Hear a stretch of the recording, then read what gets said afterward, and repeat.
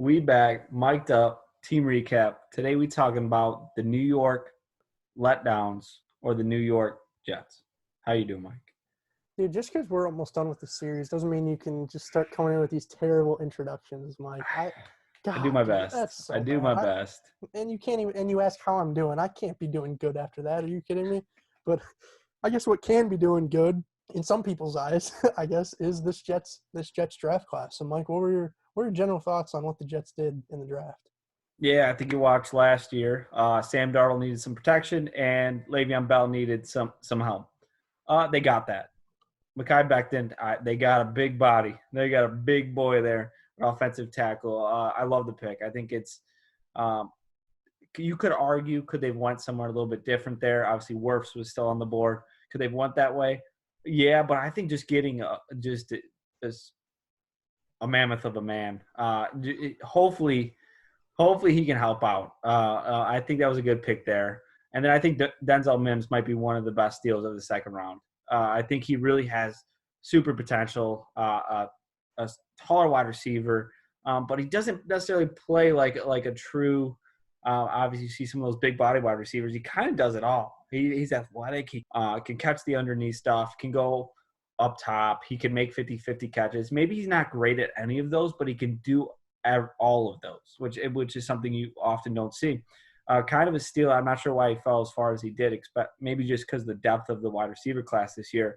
But absolute great pick for this team and exactly what this team needed. Like they both I feel like both picks hit really well with the value and the position of need. No, I agree for the most part. I thought I'll say rounds 1 and 2 in particular were really interesting. Becton, he was just an interesting prospect to watch on film. I don't know what else there is to say than that. He kind of, he's a really big dude. He's like 6'8", 6'8", like 370. And man, there's some plays where he's just like bumbling and stumbling around. Just he has no clue what he's doing. I would love to know what his Wonderlic score was. But man, like if he gets his hand on you, like he'll eviscerate you from the face of the earth. Like it's like a modern day Thanos snap when Mekhi Becton gets his hands on you. Like my man is just driving guys out of the play with like one hand, and it's beautiful. I think they misused him a little bit at Louisville. They ran kind of this like outside zone running scheme where he was having to go up to the second level, but half the time he would just like stop halfway there and touch somebody else because he just wants to get his hands on somebody. So it's an interesting pick. I think that he's in pass pro. He's a little bit more raw. He could work on some of his footwork but I mean, even there again, like he has such long arms, he has such a long body that once he is able to make contact with you, like you might as well just retire. In terms of Mims in the second round, I really like the pick. I think that Mims was underrated, and when some people thought he was going in the 20s, for him to go in the 50s, like that's great stuff. I think that his ability to really box out defenders and make contested catches and at the same time be able to stretch the field deep and take the top off the defense. What was he, a 4.38 40 guy? Like it's a really interesting combo, and usually a guy like that's not available at basically the third round. At 59, that's almost the third round. In terms of the rest of the draft, I liked Ashton Davis as a prospect. Honestly, I was a big fan of some of what he did at Cal. I think that he's a good versatile safety. He can cover, but he can also really play in the box. The only question I have is when you have Jamal Adams and Marcus May, I do kind of think you kind of stretch there a little bit in terms of like what are you even using him for? You could maybe argue that he was the BPA at the time. I personally wouldn't say so, but I just don't get the pick when you have one of the best safety combos in the league. The only thing that I'll wonder is, well, with all these Jamal Adams rumors to the Cowboys, could he potentially be on the way out? And Ashton Davis is one of the safeties of the future. I hope not for the team's sake and the fans' sake, because as everybody knows, Jamal Adams is one of the best players in the league, but I just don't know why else you'd make that move. And really, the next couple of picks were solid, but the last one that I wanted to touch on really was Bryce Hall in the fifth round. You talk about a corner who a couple months ago or just before his injury, he dislocated his ankle and I believe broke his fibula, I want to say. And he's missed the whole draft process. But he was at one point considered a late round 1, early round 2 prospect. I don't know if he'll be able to play this season. I don't even know if you want him to play this upcoming season. But, we've seen it before where guys will get a redshirt year. We saw it with Jalen Smith, for example. You give him a redshirt year and he comes back and is able to live up to kind of the hype from before, and to get a guy like that in the 5th round, I don't hate it when, especially there, a lot of the times you're getting practice squad guys that might not even make the roster. So I really like the pick. He's a good physical corner. He's tall. He sometimes he tries to jump routes and gets out of position, but in terms of just a big physical man coverage corner, he's pretty solid. And to get that in the 5th round, I can't hate it. No, I'm totally with you. Yeah, that's about all. I there's not too much that happened day 3 or even late day 2 to talk about. I think the Davis, I think that is interesting to take that pick. It was a prime pick for you guys. I think the team itself, the Jets needed still some potential rotational pieces, and I guess he could be a rotation, but you really don't often see a rotation at the safety spot. So no, it does bring questions about Jamal Adams' longevity here with the Jets, which is sad because you draft this talent. Usually your goal is to keep in-house talent, to kind of groom them into their prime. And with all the talk and speculation going on the Jets, some questions there.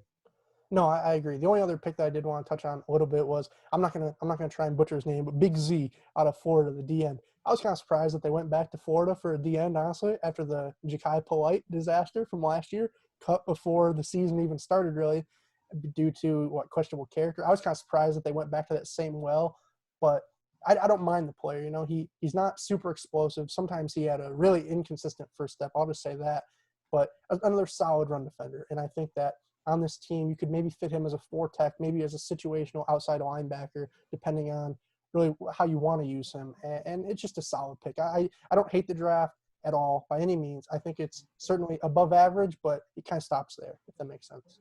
Well, I'm with you. Do you want to talk about above average or probably average or below average? I'm not sure where they fall, but this offense. So, Mike, tell me some of your thoughts. I don't get the infatuation with plugging quarterbacks into these kind of rundown and bare bones situations. We were kind of talking about it before we came on, but it just seems like people have this misconstrued idea of drafting quarterback turns everything around.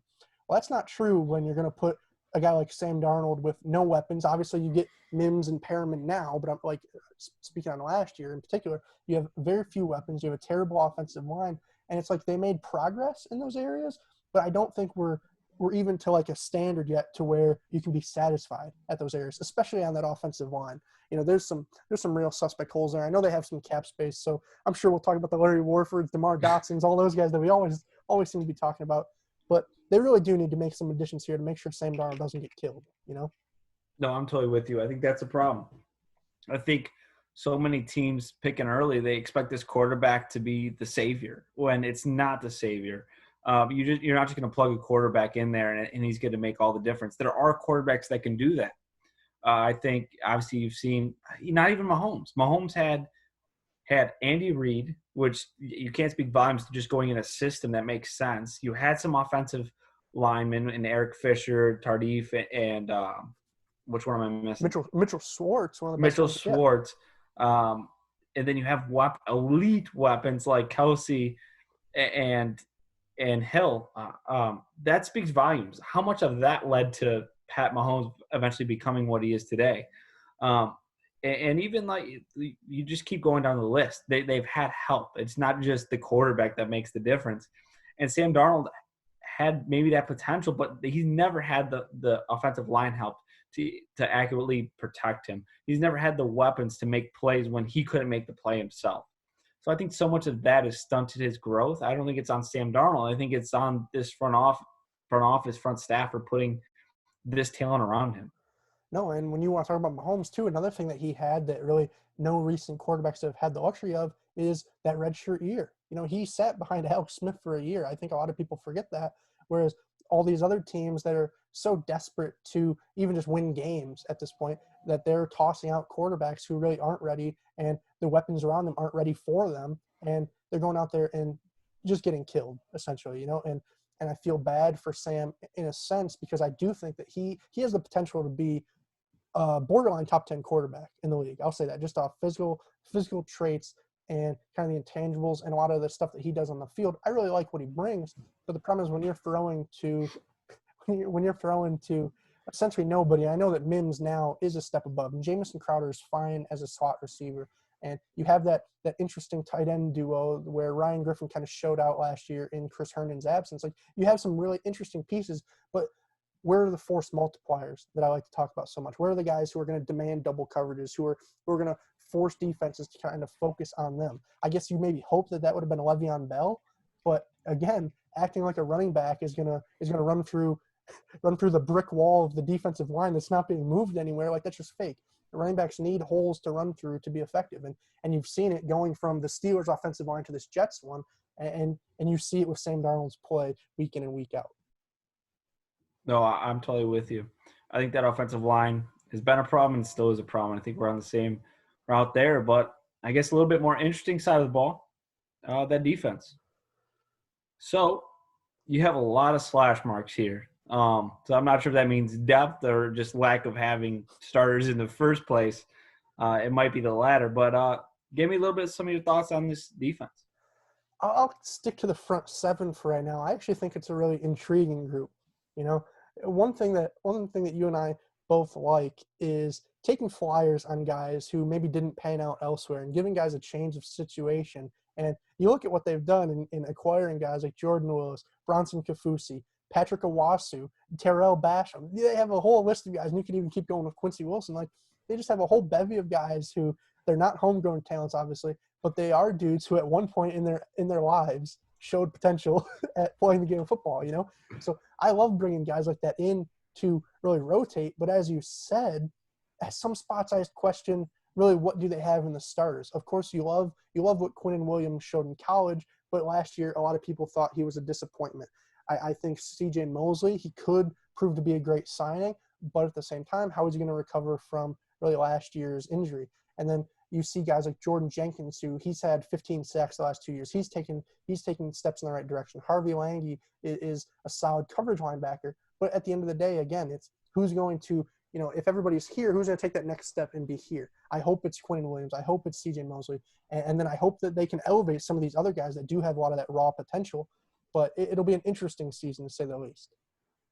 No, I'm totally with you. I think it's a lot of interesting pieces and a lot of people that when me and you were looking over draft prospects previous years, a lot of these names come up. We watched a lot of this film, which I think is kind of cool to see. It's very interesting. A lot of second, third round picks that necessarily didn't pan out, which I think is a cool spot to be. But I think they need some more front end help, maybe some veterans to kind of bring some of these players along, and they don't have that.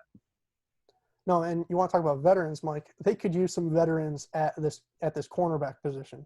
That might be one of, if not the worst cornerback duo that we've seen, I feel like. And obviously, Pierre Desir, he showed a little bit of promise with Indianapolis. Of course, Quincy Wilson didn't show enough promise in Indianapolis. You just look at the group of guys that they have there, that cornerback room, and it just leaves a lot to be desired. Like I said, there's some potential in Bryce Hall, but he should probably have a redshirt year if he's even healthy to play this year in the first place. So it's just an interesting situation when a lot of teams that we've seen have at least one playmaker at every level of the defense. Well, this cornerback really room is probably one of the weakest in the league. So I know one signing that they were rumored to be making about a month ago was Logan Ryan. I think that would be a guy who really kind of steps up the play on this team, because you really have nobody for number one receivers. And is Logan Ryan the perfect cornerback for a number one receiver? Most definitely not. But he is for sure better than what you have now.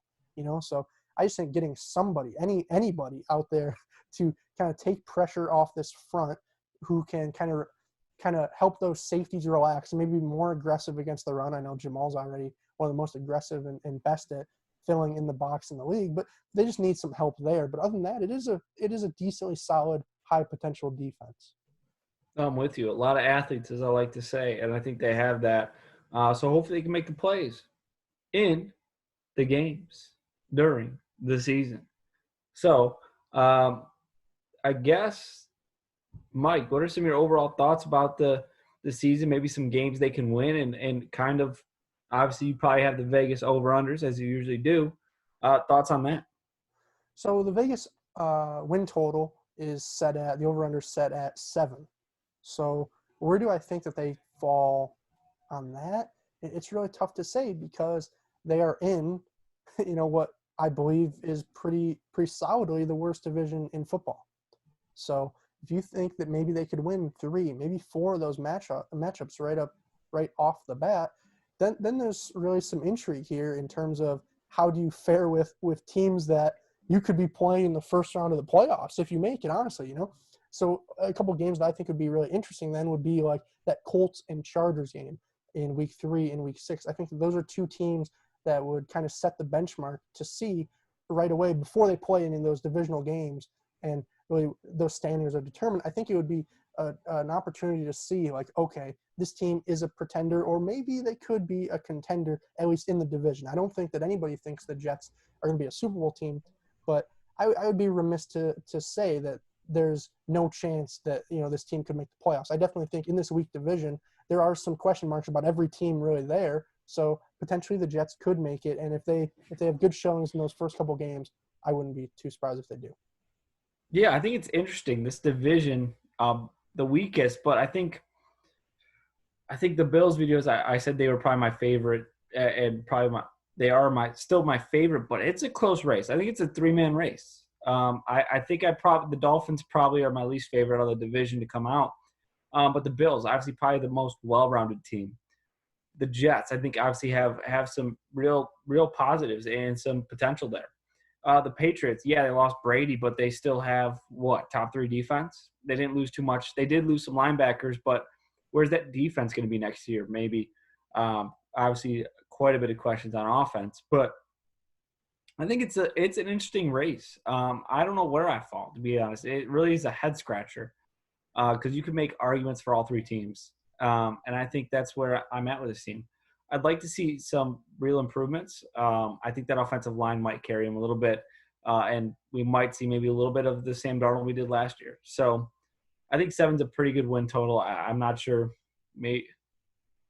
It's hard. I see them somewhere between 6 and 8. I think that's where I see them. So I think Vegas got that right on the dot. No, I agree. I think that what's really interesting, though, when you think about it, looking at the schedule, so they play the NFC West, right? Like, are they going to be favorites to win any of those games? Absolutely not. But they might be second in their division, whereas the Cardinals or Rams are probably – one of them is going to have to be probably fourth in their division. So it's just a really interesting circumstance to where maybe they can capitalize on really a weaker division and return to the playoffs for the first time since the Mark Sanchez era, So it'll be a really interesting test to see. Yeah, for sure. Speaking of butt fumbles, hopefully you butt fumbled right onto this video and you watched it and you enjoyed it. And if you did, leave a like, comment, subscribe. Usually right around this time I say, hey, Mike, if someone comments the next team they want to see is, who do we have left? The Patriots. Who are we going to do? I guess we're going to have to do the Patriots. That's the last one we have left. So you can comment or you can not comment. We're still going to do it. So other than that, Mike, you got anything else? No, I mean, the only other thing that I'll say is kind of our plan after the team recap series is we're going to go into an NFL Top 100. So there is we'll say that there's a good chance that you'll see at least one New York Jet make the list. I think it's pretty obvious who that may or may not be, but if you know, toss his name down in the comments below. I don't think it takes a genius to find out. But Mike, we're doing Sam Darnold. Wow. But other than that, I think we mic'd up and we mic'ing out.